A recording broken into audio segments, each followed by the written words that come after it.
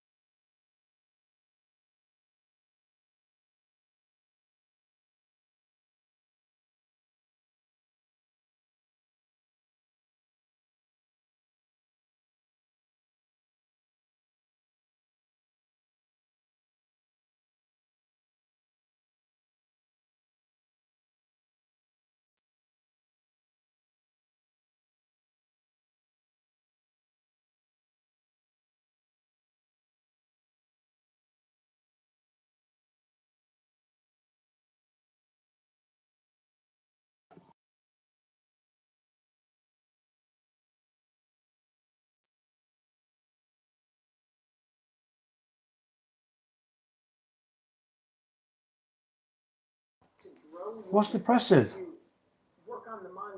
I'm happy. Where are you from, Aisha? If you're not using it, you know you're already being left behind. And this is for you. You do tarot, yeah? I do you tarot. have to be inspired from a higher level. I've actually made some. I've hand painted my own tarot deck, or I'm hand painting it. I've still got loads of the minor arcana to do. I've made a load of t-shirts up, or templates for them. They're going to be on sale soon. All my own work. If you're interested. Instead of the looping pattern. Sorry, it took me a moment to find that in my notes. But there is this sense that collectively we've had an awareness of looping through certain patterns. Now, this has been necessary because we don't heal emotionally in a linear way. We emotionally heal through spirals. So the healing process is more like this spiraling, unraveling that gradually leads us sort of like Thanks for the a likes. spiral staircase in a sense, which by the way is going to relate to a lyric in a song that I've been working on. Maybe music, singing, or songwriting is relevant for someone. For those of you who don't know, I am a singer-songwriter, and I channel music through my artist name, Songs by Infinity, and these channeled songs are available on Spotify, so if you are interested in checking them out and seeing if there's a message there for you, the best place to keep connected to my music is through Spotify, so you can follow me there. And I will leave a link for that under this video in the description box as well. But I just feel that someone here is wondering, like, am I crashing out? Am I spiraling out? Or am I going up a spiral staircase? Am I healing? And I feel like the answer really is here. You are healing and you are growing. So that may be a message right away for a divine feminine listening here. I'm healing very nicely. What came up is that, let's get back to this like external masculine energy. There is an external masculine here who has felt as though very trapped within their own looping thoughts. And I'm hearing something is not as it seems. So with this person, there's some element of illusion. There's some element of something not being as it seems. And I'm getting the word cold. So maybe there's someone living in a really cold physical, geographical location. But I also feel that in many cases, this masculine acted cold towards you. And that is what the illusion was. Everything is not as it seems. That coldness that they were exhibiting really doesn't tell the whole story here. I feel with the Fool card that this masculine really wants to start fresh with you. They want to, I'm hearing, jump into something new. I'm also just hearing, I miss you. I feel like this person misses you. They're desperate to completely wipe the slate clean and start over here, but they don't really know how. For some reason, I saw like a pie in my mind's eye. I don't know if that Pie. relates to someone. No pie. Or maybe it's like pi in mathematics and someone is a mathematician or something. Someone could also be an accountant here because I just heard something about like counting in general. Okay, so I'm going to be reshuffling the cards here, and in the extended version of this reading, we're going to dive deeper into how this masculine wants to start fresh with you, as well as more details on the internal truths that they are realizing, especially related to this superficial kind of karmic feminine energy, whether that's a specific person or just kind of a dynamic that they're becoming aware of. So if this has been resonating so far and you want to join me in the extended, the link to that is in the pinned comment in the description box below. I do channel 3 extended readings per week for members, both on YouTube and Patreon. You can join from either place. So that information is underneath this video. Okay, so I'm going to continue the reading, and I'm going to be shuffling some of my other oracle card decks here because I'm feeling like there are more romantic energies potentially connected to this specific divine feminine that I'm tuning in here. It's interesting because at first I thought this was going to be romantic, but now I'm feeling some kind of family issue coming up here. Maybe there is a pattern that repeated itself within your family that is now showing up in your love life in some way. I'm hearing the words lack of support. So for someone listening, there could be a pattern that began in your family or was passed through generations in your family where you felt a lack of support for your true self. So maybe you had to hide or dilute parts of your true self in order to be accepted by your family or to feel seen or supported. This won't be for everyone. For others of you, this could have been in a friend group or in society generally, or in the workplace, or at school, or whatever. But it feels as though there was this sense of being stuck in a system that didn't really see you. And now, as an adult, that kind of pattern somehow seems to be, I'm hearing it's playing itself out in some kind of way, but for the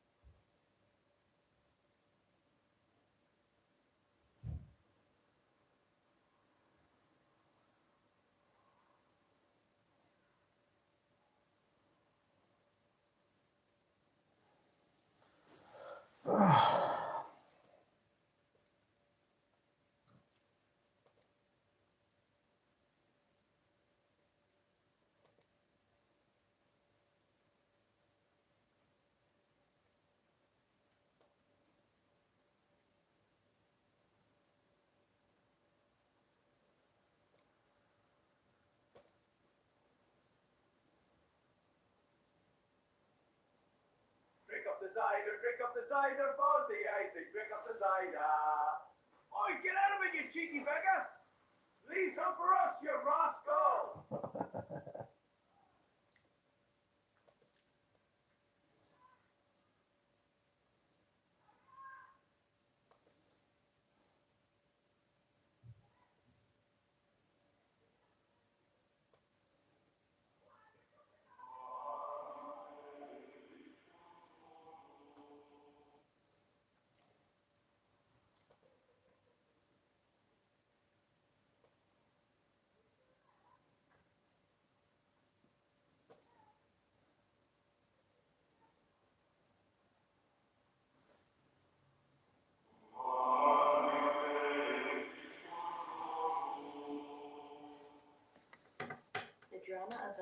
Disciples by George F. Jowett, Covenant Publishing Company Limited, 1967. Contents. Introduction. 1. The Scandal of the Cross. 2. The Nobilis Decurio. 3. Who moved the stone at the tomb? 4. The Saulian Gestapo and the Exodus, AD 36. 5. Let there be light. Hello, hello. 6. The glory in the name. 7. Gaelic testimony. 8. St. Philip consecrates Joseph of Arimathea in France. 9. Joseph becomes the Apostle of Britain, arrives on the sacred Isle of Avalon. 10. Edict of Emperor Claudius, AD 42. Exterminate Christian Britain. 11. Jesus or Jupiter. 12. The Royal British founders of the First Christian Church at Rome, AD 58.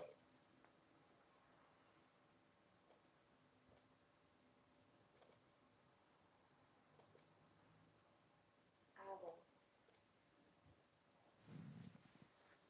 Thanks for the like.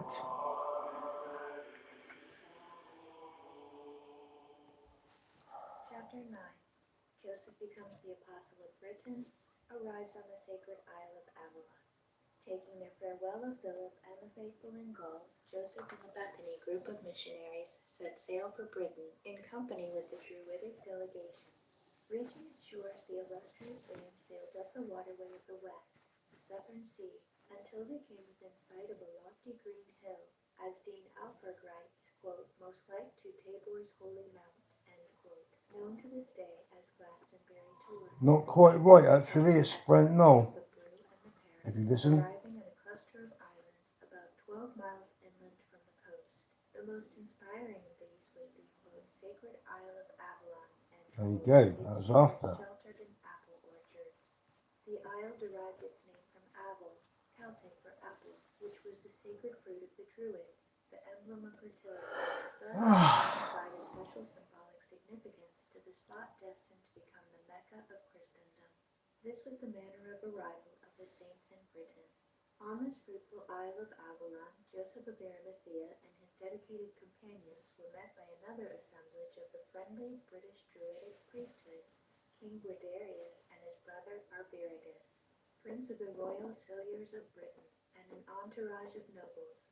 The first act of Arviragus was to present to Joseph as a perpetual tax 12 hides of land, a hide for each disciple, each hide representing 160 acres, a sum total of 1,920 acres. This was the first charter given to any land to be dedicated in the name of Jesus Christ, defining them as hallowed acres of Christendom, AD 36. It was the first of many charters this Life, that's it. How are we doing, lovey? You alright? during its sacred existence from the kings and queens of Britain. We find these charters officially You're in New Zealand. British Royal Archives. Many are extant today, and over Yeah, 1,000 years life's later, good. we find in remarkable detail record of the original charter embodied in the Domesday Book on recognition of William I, How are you? King of England, AD 1066. Nice. Throughout the reigns of the British What time is it sovereigns, there? these charters were the means of settling state, political, and religious disputes. In refusing to recognize papal authority. Citation. Usher, Britannicarum, Ecclesiarum, Antiquitates, Chapter 2, proclaiming Britain's seniority to unbroken apostolic nice. succession through its What are you doing today? from St. Joseph, It's Apostle about, to Britain, appointed and consecrated what by about the time it is? Apostle St. Philip, and, as we shall see, 8:30, onlookers 9. rising from St. Paul, Hey, Dilly. also to the Gentiles. Incidentally, the British claim of seniority was never denied by the Vatican popes, confirmed by papal statement as late as 1936. With the chartered gift of land to the Josephian mission, Arviragus promised his protection. With his brother, he led the first army in battle against Dropping Roman the lashes. persecution as defender of the faith. AD In the we, that's what Scottish people say, we, small. Or for the we.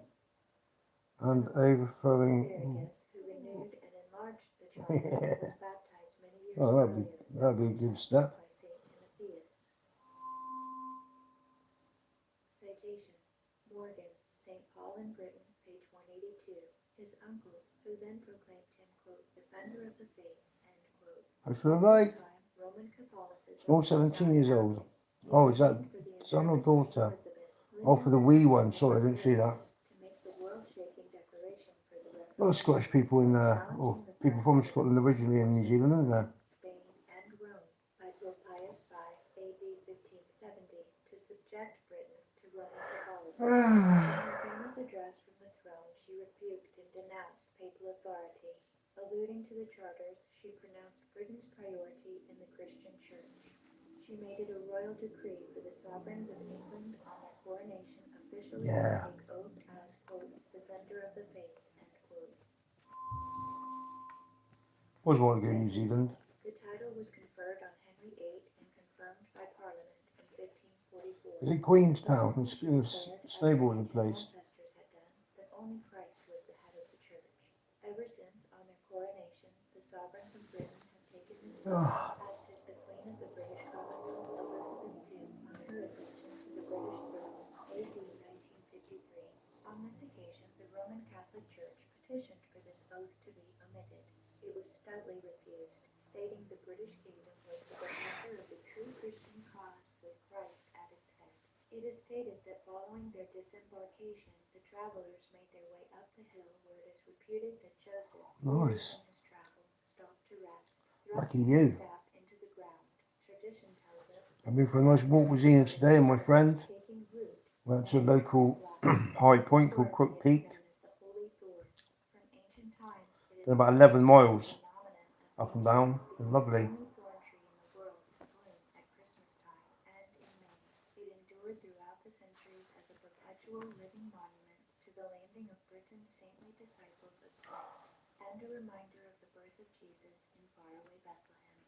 To this day, this spot bears the name it received in Joseph's time, Weary Olive Hill. For centuries, the phenomenon of the blooming thorn was looked upon as a miracle by the early devout. Excuse me. As one could expect, the holy thorn provided critical opportunity to the Yeah, nice. That'd be cool. scoffers. Modern science You ever been to Britain? Tree experts affirm it is not only possible but a natural process under favorable conditions for such a stem formed from the limb of a tree to take root and develop into a live And you, lovey. tree. The strange Take care. I'll probably fall asleep in a minute anyway. I'm quite tired. Christmas, as well as in May, is something different, but one we can accept as an act of God to remind us of the fulfillment of prophecy. The holy thorn continued to be famous for its strange blossoming habit until the regime of Oliver Cromwell, AD 1649-60.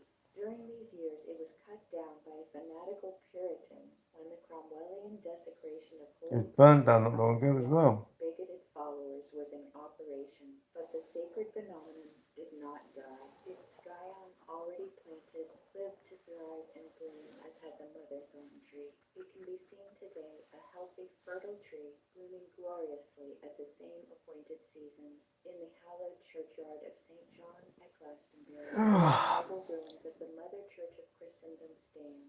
Nowhere in the world is there another similar tree enacting the same blossoming phenomenon. Its lovely snow-white petals spread out like a beacon in the midst of dead nature, its immaculate beauty looking skyward and mutely proclaiming that God still reigns in the heavens. Other shoots taken from this tree and grafted to wild stock bloom in the same manner. Within a mile of the sacred Isle of Avalon was another smaller island known as Innis Wytren, or Glass Island, a name some claim derived from the pure glassy waters that once surrounded it. Archaeologists provide the more probable answer. Excavations have revealed that it was once a busy site of the glass industry for which the ancient Britons were famous. Later, the Saxons named it Glastonbury, by which name it has continued to be known. During the Saxon period, the famed isles ceased to exist. The monks drained the land, making where the islands once stood a dry plain, though it is yet below water level and swampy in wet weather. Today, as you wander among the noble ruins of the glorious old abbey, you cannot escape the feeling of entrancement that touches your heart as you realize you are standing in the center of the hallowed 12 hides of land which the Silurian prince deeded to St. Joseph and his 12 companions. The beauty of the scene in this quiet little English town of Glastonbury, encircled by verdant meadows, all part of the dedicated 1,920 acres of Christendom, makes it difficult to get down to reality and comprehend the fact that one is walking on the same holy ground on which they trod, where they commune together, including Mary, the mother of Jesus, the beautiful Mary Magdalene, the Bethany sisters whom Christ loved, their brother Lazarus, Peter and Paul, Philip and James, Trophimus, Mary Cleopas, and Mary Salome, Hi people. Aristobulus, the father-in-law of Peter, and Simon Zelotes, among a multitude of others, and where tradition asserts that Jesus built his wattled chapel, Thanks for the where like. he talked with God. Here countless pilgrims from all parts of the world made Wow, their 22. Hello, Here 22. illustrious converts were confirmed and went forth into the world to preach the word and die gruesome deaths for Thanks the for the like. Christian cause. Here for over 1,000 years mighty kings bowed in reverence and were buried with the elect in Christ. Within God's acre, you see embedded in the walls the ancient weather-worn stone which has mystified so many, causing centuries of controversy, mutely bearing the two sacred names, Jesus, Maria, first hewn and placed within the outer wall of the original stone church by the hands of the faithful Nothing. saints. What's going on with See you? the ruined altar of St. Joseph of Arimathea, and just across the way the ancient cemetery which contains more famous characters and more dramatic history than all the cemeteries in the world put together. These magnificent ruins of Glastonbury Abbey are the remains of the beautiful church erected over the very spot where the uncle of Jesus and our Lord's own disciples built their first altar in a church of wattle thatched with reed, as was the custom of that time. This was the first Christian church erected above ground to the glory of God and his Son Jesus, dedicated to the Blessed Mary, his mother. Wattle was the common building material of the ancient Britons, used in the construction of their homes, just as cabins of log and mud and houses of sod were commonly built in the colonizing years of America and Canada. In building the first Church of Christ in Wattle, Joseph and his companions did not employ unusual or materials for the purpose, but only that which was then of the common order. We find proof of this in the book of The Church in These Islands Before Augustine, written by Reverend G.F. Brown, a former Bishop of Bristol. Herein the Reverend Brown refers to the excavations of Arthur Bully, LRCP FSA, at Godney Marsh in 1892. Quote, this wattle church survived till after the Norman invasion, when it was burned by accident.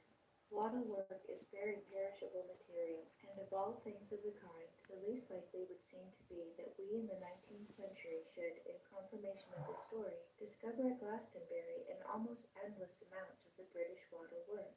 Yet this is exactly what happened, now occupying the place of the impenetrable marshes which gave the name of the Isle of Avalon to the higher ground. The eye of the local antiquary had long marked a mass of dome-shaped hillocks, some of them very considerable diameter, and about 70 in number, clustered together in what is now a large field, 1.25 miles from Glastonbury.